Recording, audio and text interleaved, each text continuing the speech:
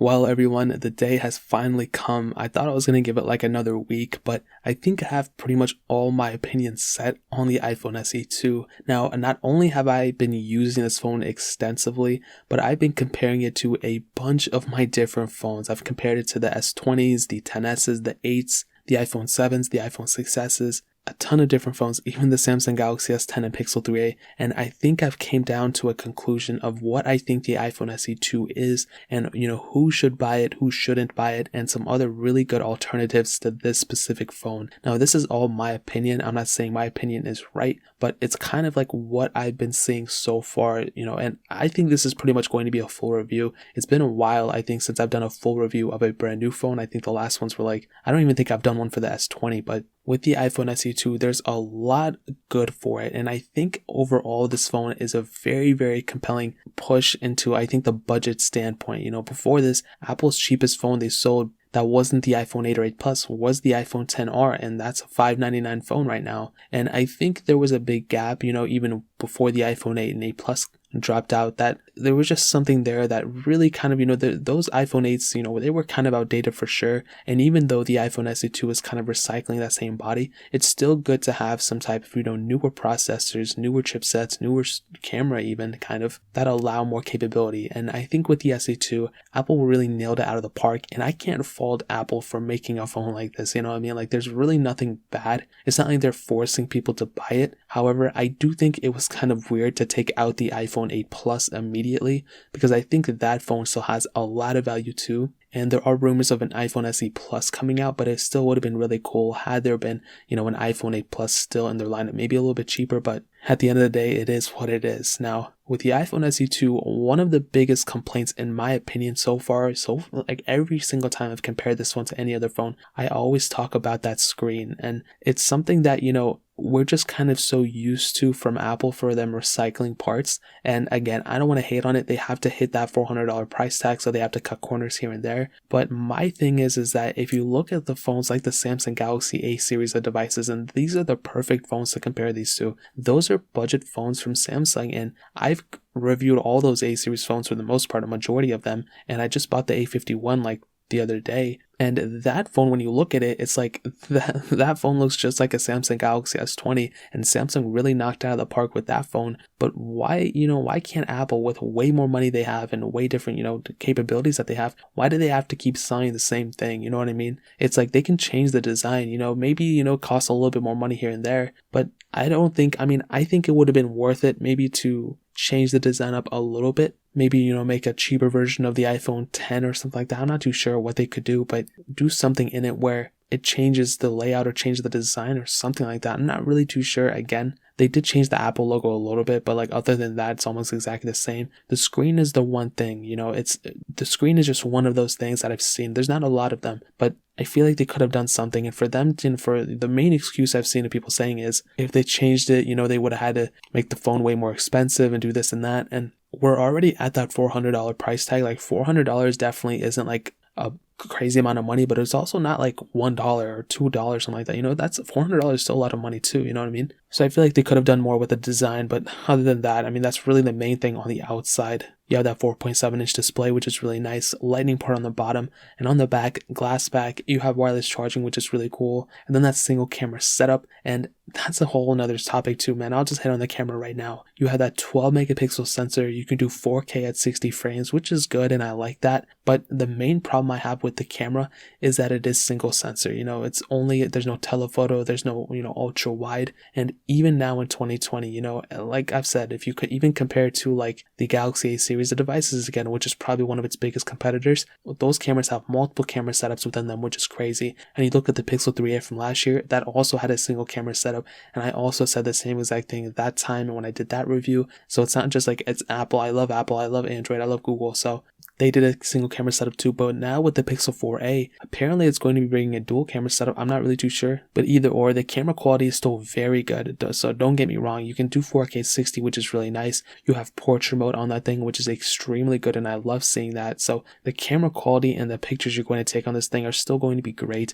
I was taking a lot of photos outdoors for my camera comparisons and everything, and I can tell you the camera on the SE2 is great. And I don't know if it's like worlds better than like something like an iPhone 8 or like an iPhone iPhone 10 or something, but the quality is still great, and I have to give it the benefit of the doubt there. It's a good looking camera at the end of the day for sure. So the iPhone SE2, I think, gives a thumbs up in my books for the camera quality, but again, I would have loved it if it had like an extra camera sensor or something like that. Now, in terms of the software updates and everything, I mean, this phone is going to be lasting for a very long time there, so there's nothing to hate about it. And I think the main selling point of this phone, in my opinion, and I wonder how many times I've said main selling point, but one of its biggest factors is the software updates and the speed. I think those two things are the biggest selling points of this phone, because this phone will last you a very long time when it comes down to the software lifecycle, but also the speed and performance is top tier. And I think Tim Cook said yesterday or today, I read on like the Android subreddit, basically the iPhone SE2 is meant for Android users to switch over to the iPhone and iOS lifecycle, iOS, whatever it's called, ecosystem, I forgot the word. So Apple's trying to switch over Android users. So the SE2 is not necessarily, I guess, for iOS or current iPhone users. It's for Android users to switch over. And I think that's a very noble cause. I think that's really cool. When you consider everything, I definitely do think those two selling points are some of the things that Android manufacturers and Android people who use those phones, they just don't like, or manufacturers can't get right, the software updates. So people switching over from Android to iOS, they will like the software lifecycle of this thing, which is going to be beautiful. And with that chipset inside of it, it's one of the fastest phones ever. Like I said, I compared it to a bunch of my different phones, and it's definitely, I think, not as fast, maybe as like an 11 Pro or 11 Pro Max, or I think the RAM management side's still kind of off. For some reason, Apple, with these 11 series, and I guess now with the SE2 series, the RAM management isn't as great as it should have been. It has more RAM, but sometimes even my like 8 Plus was able to keep more apps open in the background than my 11 Pro, which is weird. So the SE2 still kind of falls short of that. Hopefully Apple will fix that. But I think the performance of this phone is beautiful. It's top notch. All the speed tests that I've done with it, everything I threw at it has been perfectly fine. So I definitely do think this phone, in terms of performance and everything, if you're getting it for that, you're going to be perfectly fine for. I don't think you're going to pick up this phone and be like, oh my god, it's so slow. Definitely not that. But again, looks can be deceiving, and the way this phone looks, it looks like an outdated, older type of cheap phone, but it's not necessarily 100% the case, because it's a very compelling phone. It's very, it competes with a bunch of different phones in the top demographic, and it's just crazy that a phone like this looks the way it is, but is way faster than you would think. So that covers up probably two of the main highlights of this phone, two of the things that I really like about it. But then I have to end it off with something that I really don't like about this phone, and that would be the battery life. And it has a 1821 mAh battery, which is the exact same size as the iPhone 8. And, I've said this before and I'll say it again. I just don't know. I understand Apple, they have to go and cut corners here and there to make the phone $400. But I'm curious to see how Samsung is able to make those A-series devices. And even Google, with that Pixel 3a, they definitely cut corners in a lot of different places. But they were able to, put a substantially large battery in it. And out of all those budget phones with the A-series and the Pixel 3as and all those, the iPhone SE2 has, I think, the worst battery life out of all those. Now, the battery life isn't horrible. It's not like if you use it for 1 hour, it's going to die. It's nothing like that. But it is something, it's kind of weird when you consider that this phone isn't necessarily a cheap $20 phone or $100 phone. I think they could have put a bigger battery in there. Maybe they could have changed some things here around. You look at phones like the 10 or the 11, and those phones have a really great battery life. And I think, as stated before, by Tim Cook, whoever, if they're really trying to switch over people from the Android lifecycle over to iOS, I think the battery life is one of those things that Android is starting to get right. They're putting, like Samsung and LG and all these people, OnePlus, they're putting pretty thick batteries inside of their phones. You know what I mean? And when you're coming from a phone like that, now I don't think anybody's going from an S20 to this phone, but if people are coming even from a last gen Android like a Galaxy S10 or OnePlus 7 or something like that, those phones have pretty good battery life for the most part. And if they're switching over to something like this, the battery life is one of those things that I will tell you will probably not be, you won't be excited for it. It'll be very, very average, I think. So to kind of sum up this video, it feels like I'm kind of hating on it, and it's definitely not the case. I understand where this phone is coming from and everything, and I'm just not the demographic for this phone, and I think that's the best way you can put it. I'm just not the person they're selling this phone for. They are selling this phone to people in that price range, people in that budget. So for me to sit here and say this is it a bad phone?